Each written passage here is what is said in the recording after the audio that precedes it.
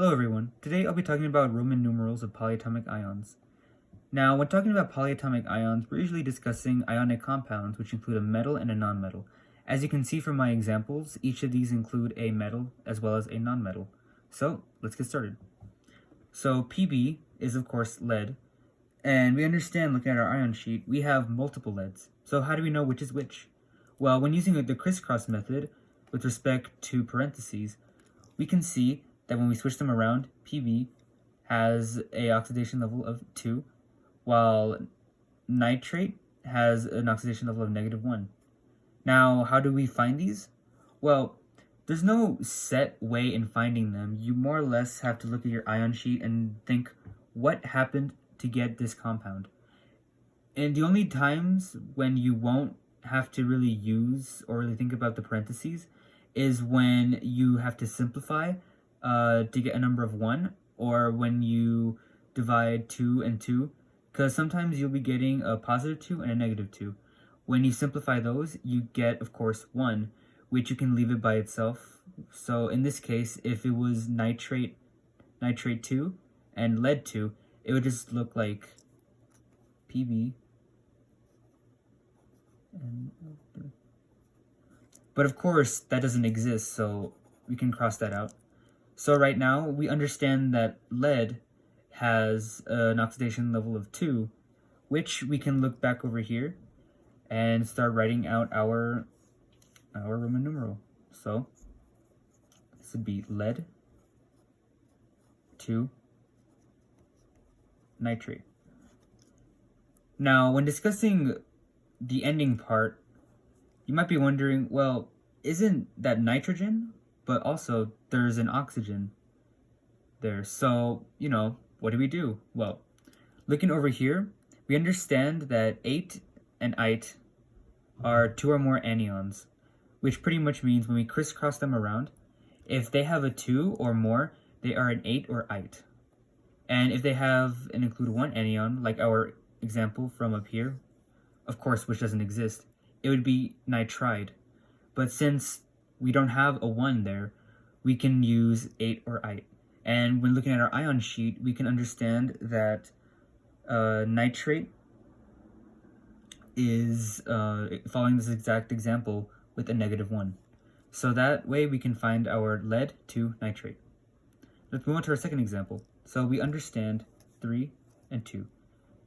This stands for calcium, and this is phosphate. We understand it's phosphate because when we crisscross them, this is -3, while this is +2. Meaning when we put it together, this has to be calcium, phosphate, as we move the 2 over from the parentheses, showing that there's 2 or more, so it has to end in either 8 or 8. Looking at our ion sheet, we can determine that PO4 with respect to 2 is phosphate. Now let's move on to our last example. Oh no, what do we do?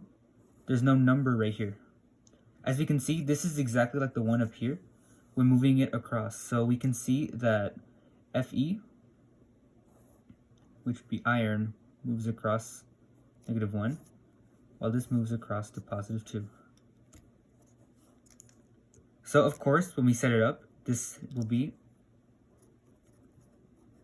iron hydroxide. Now, you might be wondering, why does this end in "ide"?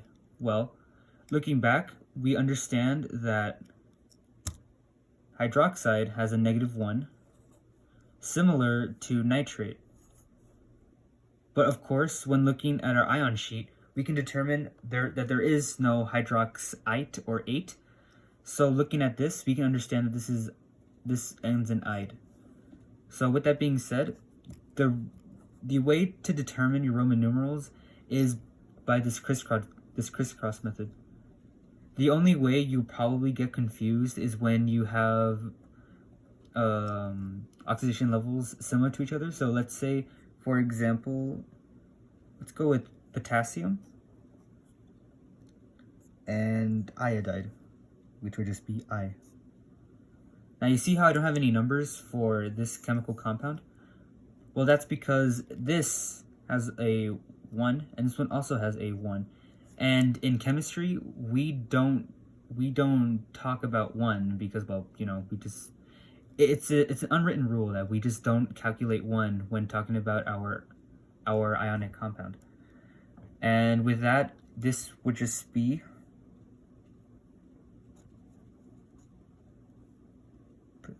potassium iodide.